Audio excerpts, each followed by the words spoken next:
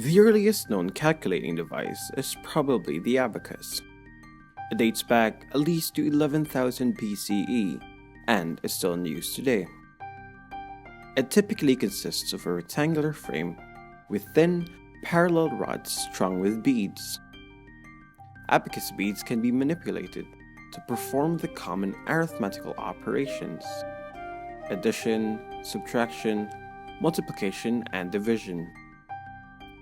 The abacus is a digital device. That is, it represents values discretely. A bead is either in one predefined position or another, representing unambiguously, say, 1 or 0. The first generation of fully electronic computers used vacuum tubes to represent these 1s and 0s, when either on or off, to perform their calculations. Upon the invention of the transistor in 1947, these giant, vacuum tube-filled computers were soon replaced by computers with transistors inside, thus establishing the second generation of computers. This made it possible for smaller and faster computers to be developed, as they were much smaller than tubes, used far less power, and didn't have heat problems. The third generation of computers was defined by the next significant innovation: the integrated circuit. An integrated circuit could replicate hundreds upon hundreds of transistors onto one tiny piece of silicon, known as a chip. These chips established what is now generally referred to as the semiconductor industry. As these continued to evolve, computers got even faster, as well as smaller and smaller. These integrated circuits allowed for the development of a new chip, the microprocessor.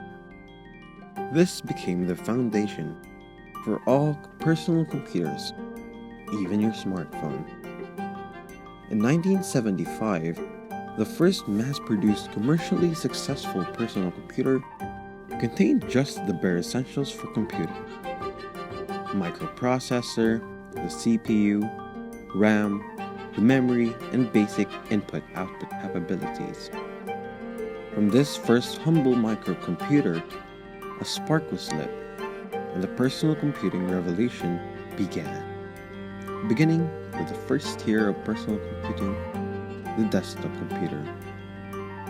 By the early 1980s, customers wanted portability with their computers, so the market answered first with luggables, then with laptops, which are now more commonly known as notebook computers.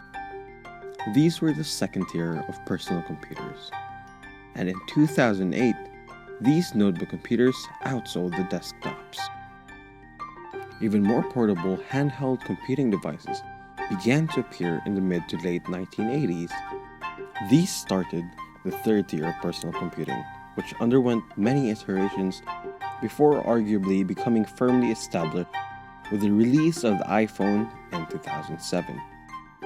It is an ironic truth that ultimately it was not the computer that became a phone, but the phone and the PDA evolving into computer. Nowadays, smartphones are fully realized personal computers and can do just about anything that a desktop or notebook can do. Modern tablet computers started as an extension of the smartphone, but are now essentially a hybrid above the second and third tier. These devices, which were once a luxury, only accessible to those in top universities, have now become an essential to our daily lives.